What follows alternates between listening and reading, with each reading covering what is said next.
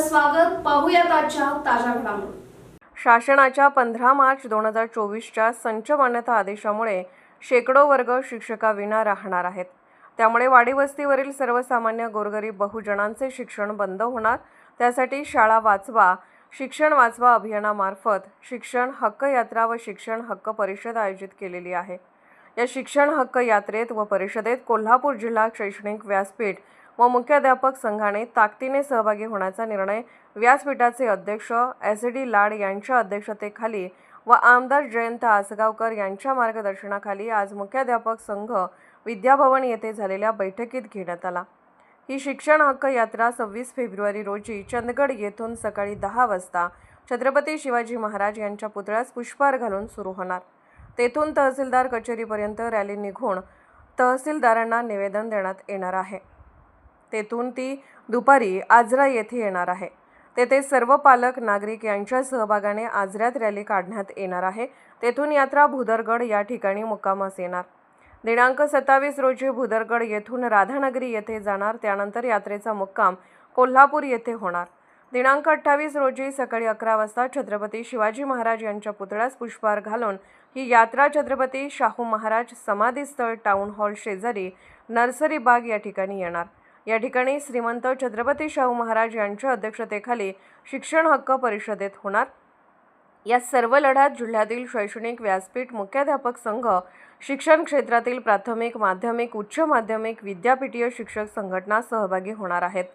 हे आंदोलन गोरगरिबांच्या शाळा वाचवण्यासाठी, त्यांचे शिक्षण वाचवण्यासाठी होणार असल्याने सर्वांना शिक्षण मिळावे, वस्ती ते शाळा असावी, प्रत्येक वर्गाला स्वतंत्र शिक्षक असावा, शाळा सर्व सुविधांनी युक्त असावी या मागण्यांच्या पूर्ततेसाठी आंदोलन ताकदीने होणे आवश्यक आहे. या आंदोलनामध्ये मोठ्या प्रमाणामध्ये समाजाने सहभागी व्हावे असेही आवाहन यावेळी करण्यात आले. या आंदोलनामध्ये संस्था चालक, मुख्याध्यापक, शिक्षक, शिक्षकेतर कर्मचारी, वाडी वस्तीवरील व जिल्ह्यातील सर्व पालकांनी, शिक्षणप्रेमी नागरिकांनी, शाळा व्यवस्थापन सदस्यांनी मोठ्या प्रमाणामध्ये सहभागी व्हावे असे आवाहन शैक्षणिक व्यासपीठाच्या वतीने करण्यात आले. यावेळी मुख्याध्यापक संघाचे अध्यक्ष राहुल पवार, सचिव RY पाटील, विजय देवणे, संस्थाचालक संघटनेचे अध्यक्ष शारंगधर देशमुख, शिक्षक नेते दादा लाड, सुधाकर निर्मळे, सुधाकर सावंत, उमेश देसाई, राजेश वरक, राजेंद्र कोरे, प्रभाकर हेरवाडे, उदय पाटील, प्रसाद पाटील, मनोहर जाधव, शिवाजी भोसले, इरफान अन्सारी, रवींद्र मोरे, रियाज शिकलकार, विजय सुतार, संदीप पात्रे, सूर्यकांत बर्गे इत्यादी विविध संघटनांचे पदाधिकारी मोठ्या प्रमाणामध्ये या बैठकीमध्ये सहभागी झाले होते. SB न्यूजसाठी मुख्य संपादक शिवाजी भोरे. नमस्कार. 15 मार्च 2024 संच मान्यता निकष आदेश जो काढला गेला, या आदेशामुळं बऱ्याचशा वाड्या वस्त्यावरच्या शाळा बंद होणार आहेत. त्या ठिकाणी या वाड्या वस्त्यावरच्या मुलांची आणि खास करून मुलींची शिक्षणाची व्यवस्था ही पूर्णपणे बंद होणार आहे. त्यामुळं बहुजन समाजातली जी मुलं आहेत यांची शिक्षण प्रणाली उद्ध्वस्त होण्याचं षडयंत्र मला वाटते या निमित्तानं त्या ठिकाणी शासनाच्या वतीने केलं जातं आहे.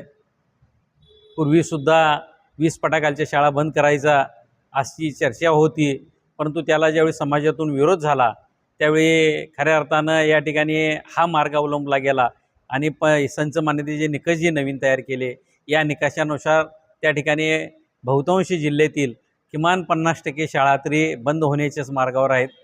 आणि असं जर होत राहिलं तर एक दिवस असं होईल की हे अनुदानित शिक्षण जे आहे ते बंद होईल आणि ज्याच्या खिशामध्ये पैसा आहे त्याला आपल्या पाल्याला शिकवता येईल अशी परिस्थिती निर्माण होईल. आणि ह्या सगळ्या बाबीला विरोध करण्यासाठीच खऱ्या अर्थानं पालकांचं आंदोलन या माध्यमातून मोठ्या प्रमाणात उभा करण्याची भूमिका आज या ठिकाणी होती आहे. राजकारण विरहित त्या ठिकाणी समाजामध्ये हे आंदोलन उभा करण्याचं काम या माध्यमातून केलं जातं आहे आणि ह्याच्यामध्ये महत्त्वाची भूमिका बजावण्याचं काम शैक्षणिक व्यासपीठाच्या माध्यमातून होतंच, परंतु त्या ठिकाणी समाजातील बरेचसे घटक ह्याच्यामध्ये ताकदीनं पुढं आलेले आहेत आणि या समाजातील घटकांच्या माध्यमातूनच हे आंदोलन उभं केलं जाणार आहे. या आंदोलनाबाबत मला वाटते विजय देवणी जी सगळी माहिती देतील की आंदोलन कसं असणार आहे, काय असणार आहे.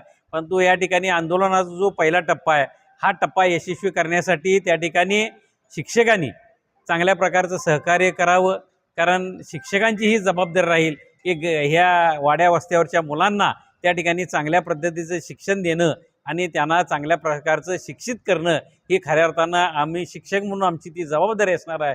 त्यामुळे हे आंदोलन त्या ठिकाणी चांगल्या पद्धतीनं करण्यासाठी ह्या सगळ्या सर्व शिक्षकांना या निमित्तानं मी आव्हान करतो. आणि या जे समाजामध्ये जे पुकारलं गेलेलं आंदोलन आहे या आंदोलनामध्ये शिक्षकांनी मोठ्या प्रमाणात त्या ठिकाणी सहभागी व्हावं, पालकांचा सहभाग वाढवावा एवढीच विनंती या माध्यमातून करतो. धन्यवाद.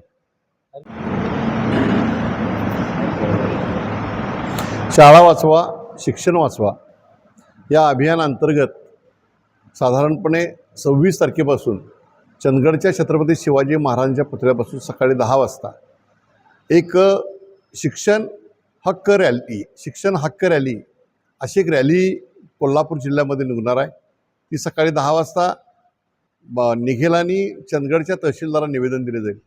त्यानंतर तीच रॅली पुढे जाऊन आजऱ्यामध्ये 4 वाजता छत्रपती शिवाजी महाराजांच्या पुतळ्यापासून तिथल्या तहसीलदारांना एक निवेदन दिलं जाईल.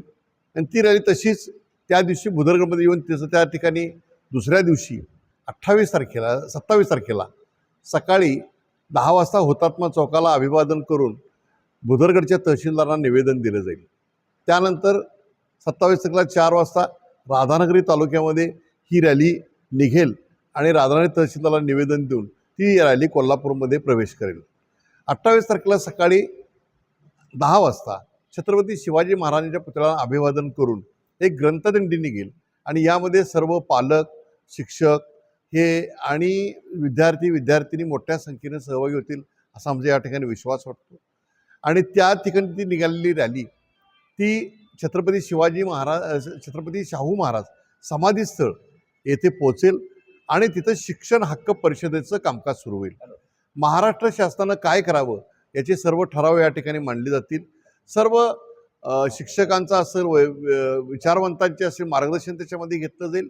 आणि यासाठी आम्ही खासदार छत्रपती शाहू महाराज यांना या हक्क परिषदेसाठी खास म्हणून आम्ही निमंत्रित केलेलं आहे. ही लढाई ही शाळा वाचवण्यासाठी लढाई आहे. सरकारनं खरं म्हटलं तर शिक्षणावर आमूलाग्र असा खर्च केला पाहिजे. शिक्षक राहतील, शाळा राहतील तरच गोरगरिबांचं शिक्षण राहील. या सर्व बाधित जर कोण होत असेल तर समाजातला शेवटचा वर्ग जो वाड्यावरच्या शाळा आहेत, ज्या वाड्यावर 15 लोक, 20 लोक, 10 लोक राहतात, त्यांच्या 10-12 मुलांनी काय करायचं हा फार मोठा प्रश्न आहे. आपण सावित्रीबाई फुले आणि महात्मा ज्योतिराव फुले यांनी ज्या पद्धतीने शिक्षणाचा प्रसार केला, छत्रपती शाहू महाराजांनी माझी जनता जर 50% साक्षर झाली तर मी माझं राज्य जनतेच्या स्वाधीन करून जे सांगितलं, या सगळ्या विचाराला एक वेगळा वाटा मिळणार आहेत.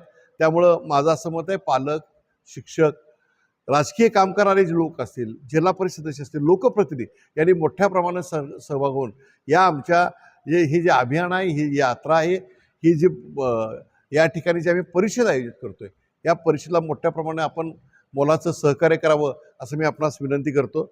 जय हिंद, जय महाराष्ट्र. राजकीय, सामाजिक, आर्थिक असा सर्व घडामोडींचा आढावा पाहायला विसरू नका SB न्यूज चॅनल आणि नक्कीच सबस्क्राईब करा.